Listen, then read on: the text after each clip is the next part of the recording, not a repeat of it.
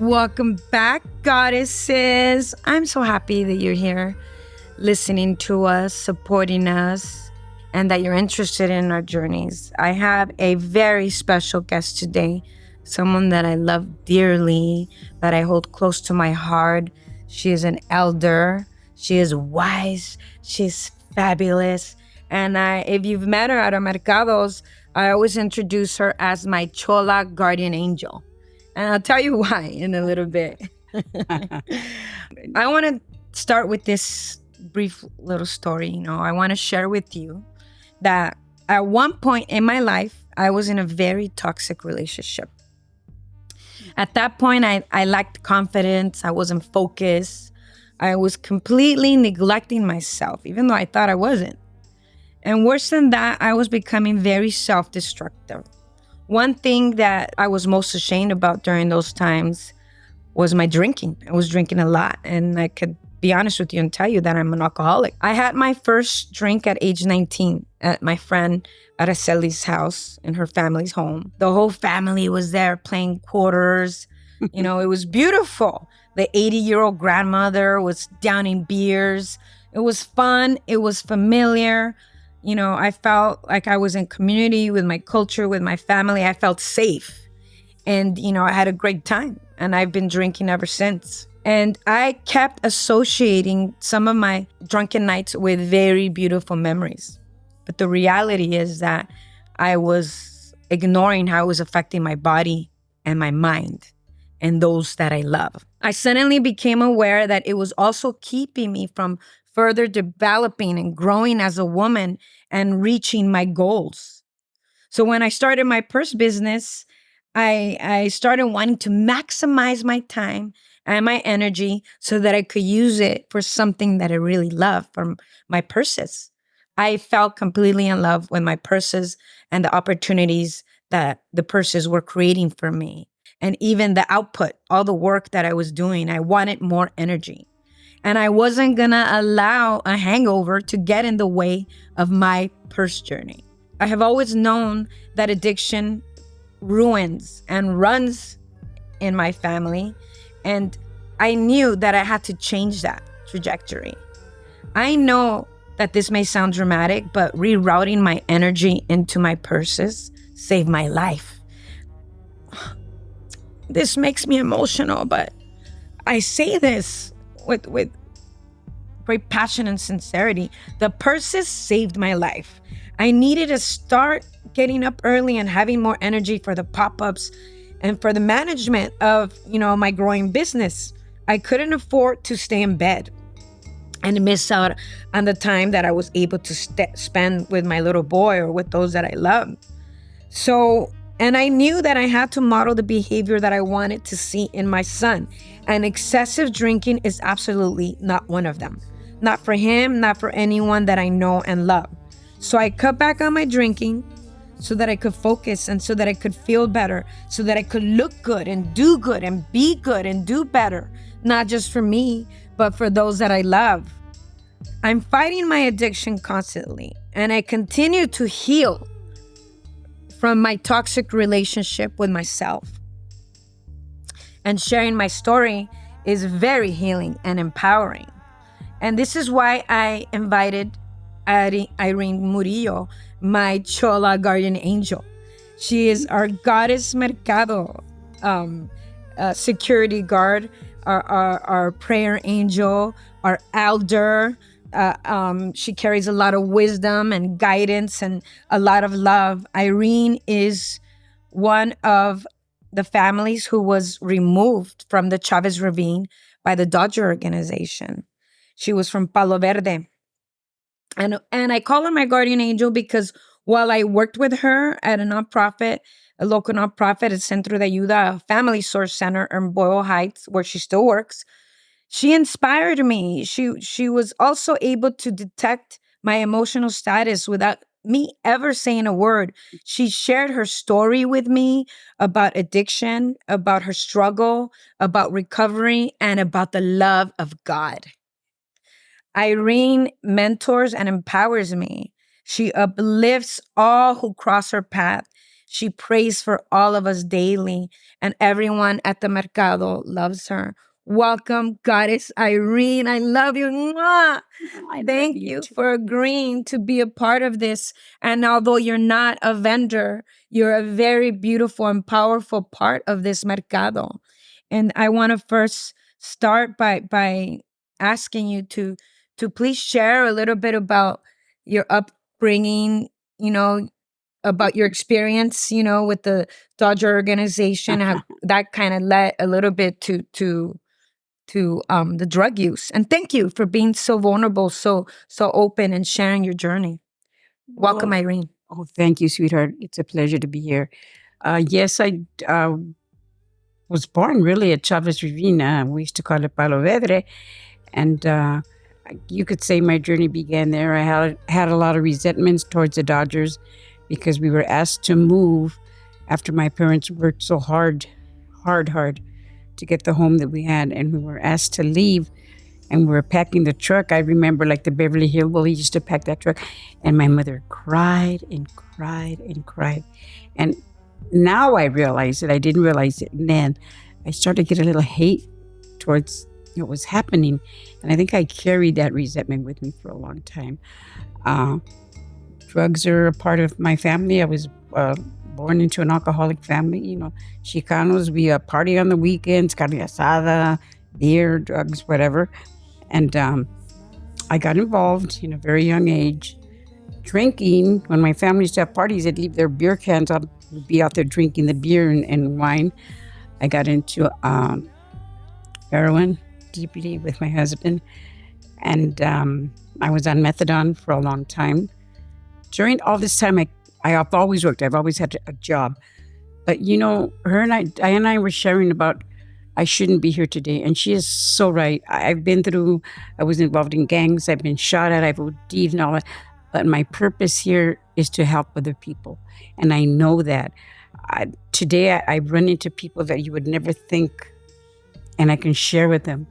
Like when I was when I met Diane, there was something in my heart that the Lord told me, you have to take care of her. She's my child. And I can sense when she was going through, and I knew she had a problem.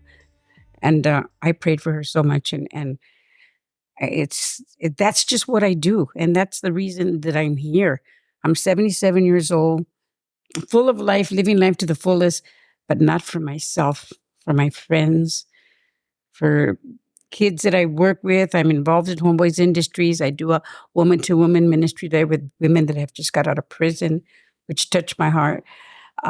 Salvation Army with rehab. That's what I do today. And anybody that I can help in the street. I work in Monrovia. I come to Boyle Heights because this is where I was born and raised, to give back what was freely given to me. Every day, there's not one day that I don't run into somebody that's homeless, somebody that's needy, and I know why God has me there. People ask me, aren't you afraid to sit next to them? No, I'm not afraid. And I'm not afraid to hug them, and I'm not afraid to share a sandwich with them or give them my lunch or my last $2 or whatever. This is the reason that I'm here. At the Mercadito with Diane, I've met so beautiful, beautiful women. And I'm going to say this from the bottom of my heart, needy women that are looking for love, maybe in all the wrong places. And God has given me the gift to pray for people that, maybe that I don't even know. And when I do the Queer Mercado, that's a blessing to me. I was approached when I first started there for a couple, and they knew that I was, very spiritual and stuff. They got my hand and they said, we want to ask you something. They call me Mom Irene. And I says, yes. She asked me, do you think that God loves us? I says, absolutely. Why? God does not make junk, and God loves all of us. Well, that was a silly question. Of course God loves you. But guess what? I love you even more. And I'm here to pray for you. And that is the honest truth. This is why I know in my heart, I'm in this world. I don't have a lot of money. I don't own a home. But you know what? I have peace. I have peace in my heart. I can go to sleep at night with peace, knowing that the reason I'm here is to be God's servant and help him in any way that I can. And it's a pleasure. I've oh my God, I've gone through so much. Not too long ago, 2 weeks, maybe about 3 weeks ago, I was at Union Station because I travel on the train. This is my journey, and God has put this. And I was sitting next to this man, sit next to him all the time. And he was like, and there was people around, and they were putting that yellow tape and stuff. And I said, oh my God, what happened? The lady goes, you're sitting next to somebody that he was dead. And I says, oh my God, I know why God has me sitting here. And I held his hand and I prayed. I says, Lord, take him home. I felt a peace, and then they asked me to leave because paramedics and everybody had gotten there. But little things like that are a coincidence that God has me there. Like a coincidence when I met Diane. I knew that she had a need. I didn't know what it was, but I knew that I had to be the servant that had to help her. And she knows how much I love her. She knows how much I love being at the Mercadito with the girls, all the excitement, all the beauty. Everybody's so happy. There's so much love there, but there's also a lot of need there. Irene, thank you for saying all that. Thank you for sharing. And one thing that I know for sure about you is that you do have a lot of love. And when I left, the nonprofit organization to, run the mercados, I knew that you were also in need of work. And I'm so happy that the Goddess Mercado and the Queer Mercado are creating opportunities for our elders, for people, for our community that need the help, that need jobs, that need the support. But we also need people like you, people that love giving love, because that's what you're doing at the mercados. You're loving, you're accepting us. And the first reason why I had you come and join us, because not only did I know that you needed some work, but we needed a security guard. And, I'm like, I feel safe with this Chola. And we did have you. I'd hit him over the head with my bag of quarters. We did have you help me at my booth, and I tell everybody, she's a hard worker. She's not the best worker, but she's a hard worker. She might not learn the prices, but she's definitely there because she loves being there. And now you're at our door, welcoming all our clients, helping us create a safe space and letting everyone know that everyone is welcome here. But I want to ask you something, Irene, because once you're an addict, you're always an addict. And this is what you shared with me. Exactly. And this is important for us because during the time that you were experimenting and dealing with the addiction, mental health was not popular. Even when I was growing up, my parents didn't address mental health. They didn't send us to therapy. They weren't unaware. It was kind of like a taboo. Mm-hmm. It's only for the crazies. So it took you a while before you sought out mental help. But what is keeping you sober now? What keeps you on your mission, and what keeps you on your recovery road? It's funny that you should say that, because to me, like you said, once an addict, always an addict. And it can be an addict with the prescription drugs, whatever, it doesn't matter. An addict is an addict. Well, to me, it's a daily surrender and an evening surrender. Wow. I'm not perfect, and I don't walk on water. But in the morning, that's the first thing I do is I ask God, you know what? And this is the truth. Me and Papa Chu, that's what I call my Lord and Savior, Papa Chu. I'm very out front with him. He knows me. I don't have to hide nothing from my time. What are we going to do today, Father? What's up? What do you have for me? Who are you going to just put one person in my path that I can help and share your love? And at night, I come to him again. A total surrender. If I did anything to hurt anybody, because sometimes you can hurt somebody with the wrong words or what you don't mean to, please forgive me. I'm sorry. I'm here to do your will. Use me. And I've learned to live life in program. It's simple, but it's hard. The simple way of it is it's one day at a time, one foot in front of the other. Yesterday's gone, but there's nothing we can do about it. And tomorrow's not here yet. So that's the way I live my life. So every day to me, I live life to the fullest. To the fullest. And I guess that's always fun. And, Irene, in getting to know you these last 6 years, and even you, and it amazes me how you know my moods and my energy, and you read me so well. And I love that. And a lot of what you have to share, about sobriety and recovery and empowerment, and you being part of this network of women that want to recover, including me. I felt that your story was so important to share. And I'm going to share something funny, because when Irene was sharing her stories with me, every day she would have a different story. I was like, Irene, this is powerful wisdom. You gotta write a book. Let me write your book and we'll get a deal. And you said, how much will you give me for that book? And I told, I'll give you 20%. And you told me, nah, Danny Trejo offered me 80. So but your story is so powerful, like the story of all of us. And I think, there's a lot of healing and a lot of power in sharing these stories. That's why I appreciate you being so vulnerable and sharing it with us, because we can also apply your sobriety and recovery journey to our entrepreneurial journey. Because a lot of us vendors, and you've seen them and you met them at the Goddess Mercado, we all have all these obstacles. Sometimes it's our own family, our neighborhood, our past trauma that keep us from growing. I meet some of the women, and some of the women sometimes tell me, I don't know if this is for me. I don't know if I could continue. And sometimes I have felt like that as well.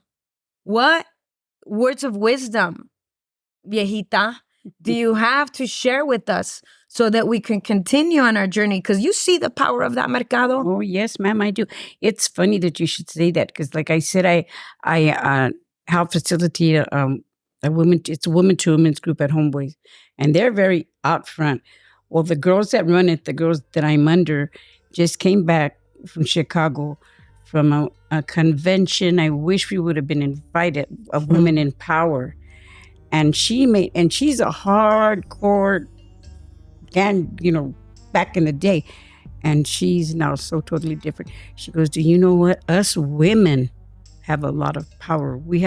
If we were to all get together, it would be so, and that's what we have to do. Women together are very, very powerful. Because a lot of the girls that are there don't think that of themselves because of the struggles they've gone through. We all have a gift. If we were to get together, oh my God, look out. And you know what? That's funny, because you're so right. And I see it and I'm living it. And I'm trying to be an example like the rest of the women that are part of us. And I love feeling beautiful, and I love feeling loved, and I love getting compliments. I get compliments from men all the time, but no compliment is as powerful as the compliment of another woman to a woman. Exactly. When a woman that I don't even, girl, you look good. Girl, I like you. I feel so good. And you're right. Us women together, we are powerful. It's seen at your mercadito. When I first started here with Cello, I had doubts. I said to myself, is she doing the right thing? Is she doing the right thing? But I see her doing the right thing, and the women are just, everybody's the atmosphere, the vibes, and to see chicks, cholas, girls, whatever you want to call them, get up and do it. They don't even wait for the men to put their tents up. They get up and do what they got to do, right? And I think that's beautiful. I also want to add that one of the inspirations for the Chola fashion show that we had this past spring was you, because I would see you every day at work, and the first thing you do is you would parade around in your fabulous outfit and say hi to everybody and give everybody love and check us out. And I would see your attire, and you're always so pressed, and you wore your Pendletons and your flannels, and then I would tell, damn girl, you're looking fabulous. I thought, look at this little old ladies putting it together. And you would tell me that you put your outfits ready all week. And you had a lot of pride in the workerman outfit, and where your inspiration came from, and how you dressed yourself growing up. You shared a lot of that. You would walk around and check us all out, and if you approved of an outfit, you say, that's tough. And that really resonated with me, because I grew up here in City Terrace. I grew up around the cholos and the cholas, and this is my neighborhood. This is what I knew. This is what I'm familiar with, and this is where I feel safe. These were people that were good to me. And I realized what you taught me is that the style came out of need. You used your brother's flannels, you used your dad's old pants, and you glamified them and you sold them, and that really inspired me. It's a huge part of our culture that people have kind of looked down on, but it's so powerful because what we Chicanas have shown is that we work with what we got and we know how to make it fabulous, and you feel fabulous. So you were the inspiration behind that. And how did you feel seeing and I told you that at the Mercado. How did you feel seeing the fashion show? And what do you think about the fashion that you see at our Mercados? I love it. It's beautiful, and everybody has their own style. Like you said, my style with Chola, whatever. This is who I am. Even up to this day at work, I still get the ladies upstairs. I know they look at me like this chick ain't going to change. And, I am who I am. You know what I mean? And I feel as long as I perform my job good and people love me and I love them, what's the problem? I'm all about respect. I was raised that way. And if you respect me, I respect you to the fullest. If you respect who I am, I'll respect you to the fullest. And, life is good today. Thank you, Irene, for sharing that, because I do think that, we as Chicanas, we're often criticized or we have hang-ups because of our clothes or our attire or the inspiration where it comes from. But the reality is that this is who we are. Exactly. And it's important for us to celebrate and let people know where we come from and how powerful it is, how resilient a community we are.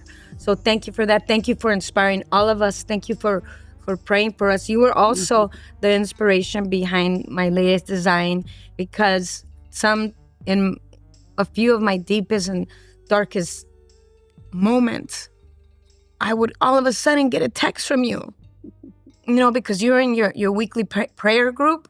And with me not telling you anything, not sharing anything with you, I would get a text that would say, you are being lifted up in prayer by 20 women. We're praying for you. And I'm just calling to let you know that everything's going to be okay. And you don't know how powerful those messages, those simple, beautiful words were for me, for my life, for my doubt. So thank you for that. And also, I want you to share, Irene. We all have those moments where we feel like we're not going to make it, or we crave the next drink or the next high or the next escape, right? Mm-hmm. It's normal. It's common. We deal it daily. Exactly. What do you do, and what advice do you have for the rest of us to be able to handle it, to be able to get to the point where you're at? Okay. Where I'm at today and where I'm going, life shows up. I'm not, I don't walk on water. Life shows up. Sometimes I don't get angry like I used to. God has taken that from me. The only thing that will really, really get me upset is angry is if you mess with my kids. Then I'll turn into Mama Bear. But even that, the thing is, we don't know how to live the life that we're living now, because I was used to, being in the neighborhood, being brought up that way. When I came to recovery, it was a whole new process. It was a new way of living. And if you don't know, if you're just used to being around your surroundings in the neighborhood, that's all you know. So when you're taken out of that and you're knowing something different and fed something good, you want more. And that's what I've learned. I didn't know how to live clean. I didn't know how to live because I was brought up around 5 brothers. They were all from different gangs. And my father was an alcoholic. My uncles were, I was raised in that. That's all I knew. My boundaries were like East LA, Boyle Heights, my stomping grounds. When I was taken out of that and to learn a new way of life, it's totally different. And like I say, I'm here for a reason. And I know what my reason is. And that's to love people and pray for people. The outcasts, the down and outers, the people, menace of society, all that stuff. Because you know what? People sometimes forget where they come from. Yeah. And that's one thing that I pray every day. I don't ever want to forget where I came from. Never. That will always be in my heart and always carry with me. And I will always help someone no matter what, because that's who I am today. That's beautiful, Irene. And I think, thank you for sharing. And I think that's why I love having you at the Mercado, because you remind me of, where I come from, where I live, where I'm growing up. And you're beautiful. I told you earlier, with all the stories that you shared, that I'm sure you would be more than happy to share that with anyone that comes to the Mercado. You shouldn't be here today. That's why I call you a guardian angel. I tell you, you're a gatita because you got 9 lives. You should have, you were like Tupac. You should have died a long time ago, but I'm glad that you didn't. I'm glad that you're with us today, that you're helping, supporting us, and praying for all the goddesses at our Mercado. And there's a saying in Spanish, dime con quién andas y te diré quién eres. Yep. And tell me who. Tell me who you run with and I'll tell you who you are. And you are a goddess. You're running with the goddesses. And all of us goddesses are working hard. We're becoming disciplined. We're not giving up. We're building our businesses. And like I tell everybody, everything big started small. And thank you for being part of our journey. Thank you for bringing us hope and faith and keeping us safe. I love you.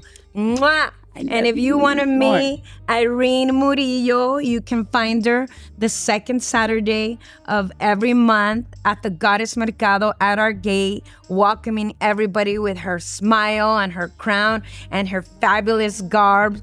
Be sure to follow. She doesn't have an Instagram. We're going to have to set her up, and we will, I promise, soon.